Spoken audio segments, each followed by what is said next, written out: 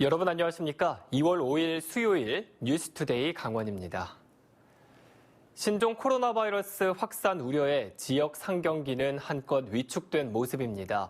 마트와 음식점에는 손님이 눈에 띄게 줄어들었고 대학병원은 방문객 면회를 전면 통제하기 시작했습니다. 정다혜 기자가 보도합니다. 음식점과 카페가 즐비한 먹자골목. 손님으로 한창 붐빌 점심시간이지만 가게 내부는 텅 비었습니다. 지난주부터 손님이 한 절반으로 뚝 떨어져 갔고요. 지도 거의 이게 하루에 한 가게씩 나가는데 한 절반으로 줄어갔고는 지금. 대형마트도 썰렁하긴 마찬가지입니다. 배송 주문은 늘었지만 매장엔 손님들의 발길이 뚝 끊겼습니다. 이 코로나 바이러스 때문에 그런 건지 좀 손님은 좀 줄었어요. 한 15%에서 한 20% 가까이 좀 많이 줄은 것 같아요. 면역력이 약한 환자들이 생활하는 대학병원은 감염병 유행 종료 시까지 방문객 면회를 통제하기 시작했습니다. 부출입구를 막고 주출입구엔 열감지 카메라를 설치해 내원객의 발열 여부를 실시간 확인하고 있습니다. 지역 대학들도 신입생 오리엔테이션과 졸업식을 줄줄이 취소했고 입학식도 잠정 연기했습니다. 국립대를 중심으로 3월 개강 연기가 논의 중이며 중국 교환학생 프로그램은 잠정 연기됐습니다. 신종 코로나 바이러스 감염증의 예방과 확산 방지를 위해 졸업식과 신입생 OT를 취소하고 오는 8일 원주 회천마을에서 열릴 예정이던 정월대보름 달맞이 축제도 취소됐고 일부 키즈카페는 자체 휴업에 들어갔습니다. MBC 뉴스 정다혜입니다. 이렇게 신종 코로나 바이러스 감염증이 확산되면서 전국적으로 마스크 품귀 현상이 빚어지고 있습니다. 도내 마스크 생산업체를 직접 가봤더니 갑자기 늘어난 주문량에 중국 납품량을 맞추기도 어려워서 도내 공급은 불가능한 상황이었습니다. 김영호 기자가 취재했습니다. 동해시 자유무역지역에 있는 한 제조 공장입니다.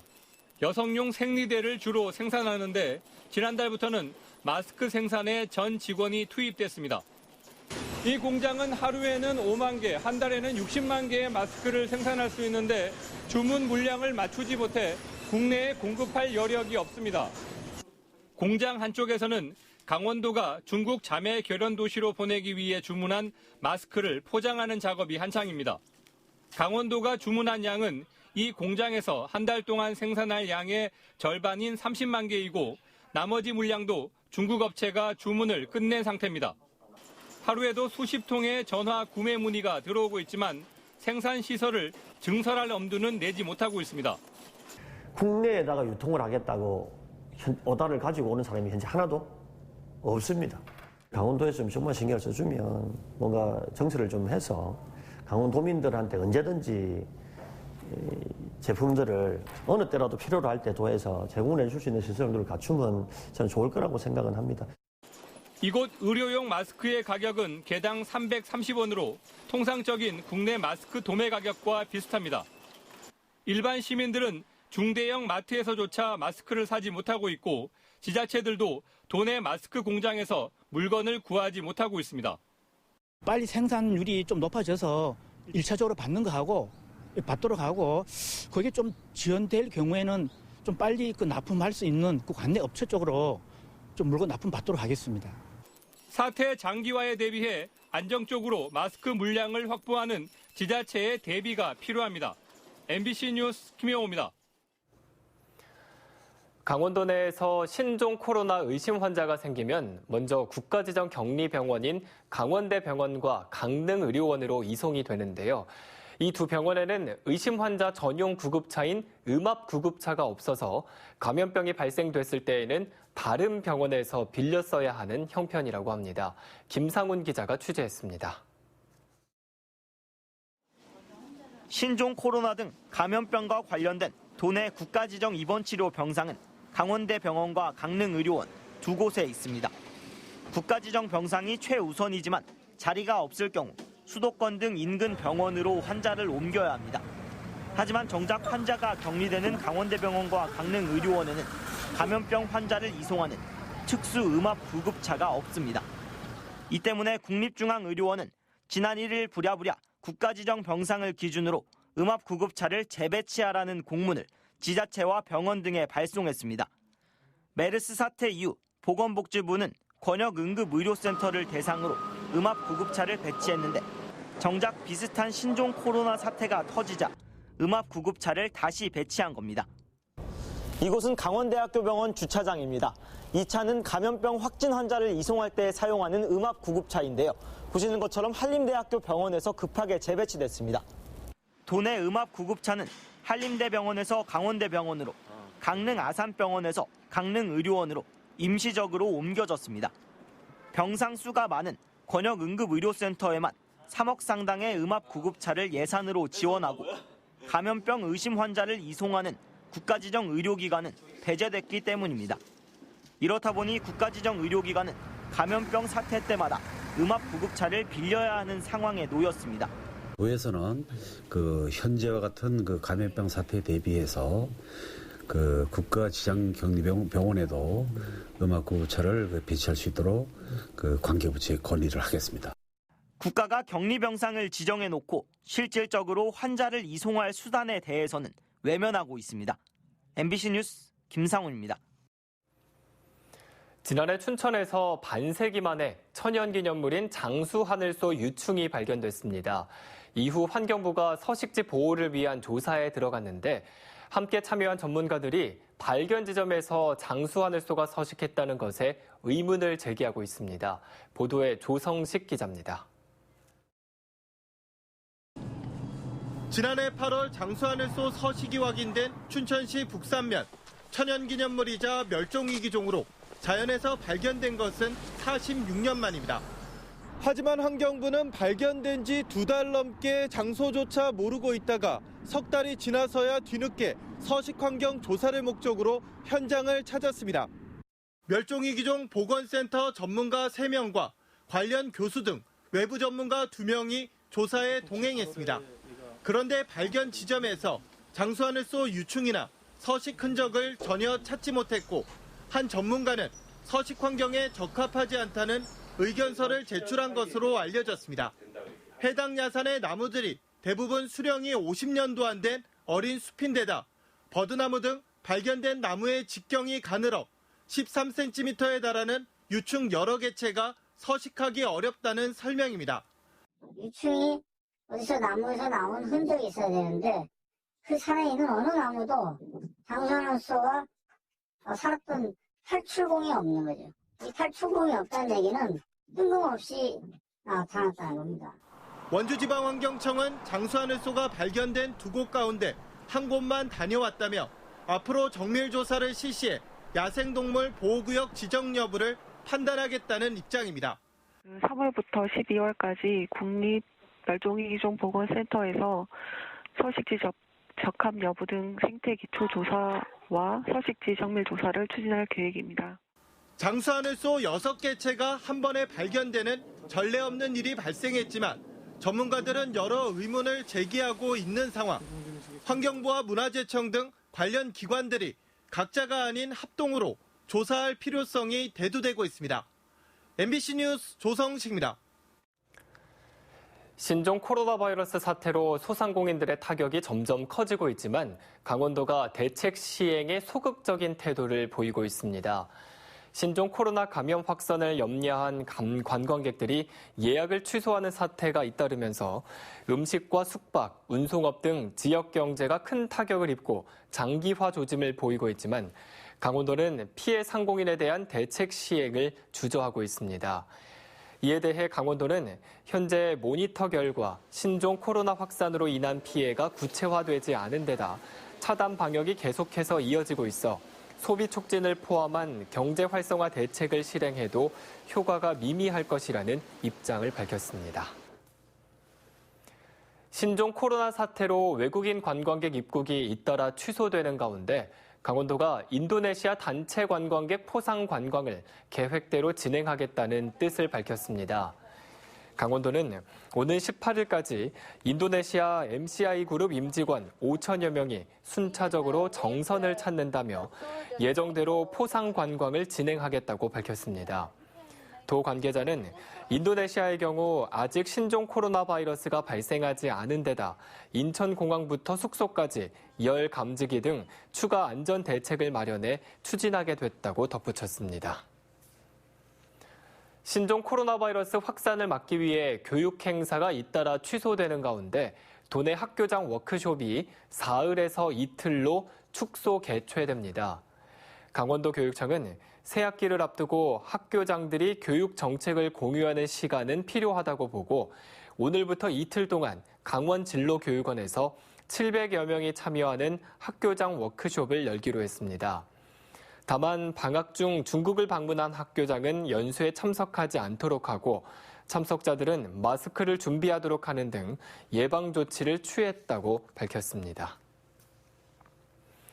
4.15 총선을 앞두고 더불어민주당 허영, 자유한국당 강대규, 정의당 엄재철 예비후보가 신종 코로나 예방을 위한 선거운동 공동수칙을 발표했습니다. 3명의 총선 예비후보는 어제 춘천시청에서 기자회견을 갖고 앞으로 신종 코로나 사태가 안정될 때까지 행사 참석과 악수를 자제하고 마스크를 항상 쓰겠다고 다짐했습니다. 이들은 또 예비후보에게 가장 중요한 1순위는 춘천 시민의 안전이고 2순위는 민생 경제, 그리고 선거는 그 다음이라고 밝혔습니다. 신종 코로나 바이러스와 관련된 가짜 뉴스가 늘어나자 경찰이 수사에 나섰습니다. 강원지방경찰청 사이버수사대는 도내 신종 코로나 바이러스 감염증과 관련된 허위 조작 정보 9건을 확인하고 이 가운데 7건은 삭제를, 2건에 대해서는 업무방해 혐의로 수사를 벌이고 있습니다. 경찰은 또 최근 지인들과의 단체 채팅방에서 특정 병원에 신종 코로나 의심자 2명이 입원 중이라는 허위 정보를 유포한 피의자 1명을 검거해 조사 중이라고 밝혔습니다. 영월 지역 유지 휴대폰 관련 사건을 수사하고 있는 검찰이 해당 지역 유지와 영월경찰서 경찰관 2명을 불구속 기소했습니다. 검찰은 지난달 31일 지역 유지 강모 씨에게는 협박 혐의를, 강 씨 휴대전화를 들여다본 경찰관 2명과 휴대폰 대리점 사장 A씨 등 3명은 개인정보보호법 위반 혐의로 각각 재판에 넘겼습니다. 작년 9월 강 씨로부터 협박을 받았다는 A씨 진정을 접수한 검찰은 수사 과정에서 오히려 A씨와 경찰관 2명이 강 씨 휴대전화를 불법으로 입수해 내부 정보를 들여다본 것으로 보고 이달 초 구속영장을 청구했지만 기각됐습니다. 강릉시가 오는 2025년 지능형 교통시스템 ITS 세계총회 유치에 도전하는 가운데 내일 최종 국내 후보 도시가 선정됩니다. 교통부는 ITS 세계총회 유치를 희망하는 강릉과 대구시를 대상으로 심사를 벌여 내일 최종 후보 도시를 선정하고 총회 유치 활동을 벌이기로 했습니다.